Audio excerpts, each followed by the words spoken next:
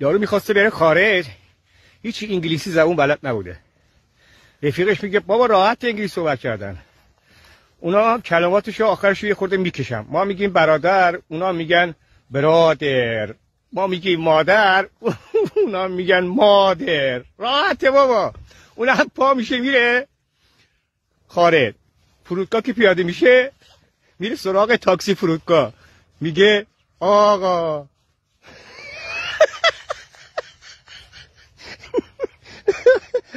اونم میگه بله. میگه منو به هتل میرسونی؟ اونم میگه باشه. میگه آقا، اونم میگه بله. شما ایرانی هستید؟ اونم میگه آره. میگه بابا بگو دیگه 2 ساعت داریم انگلیسی صحبت میکنیم.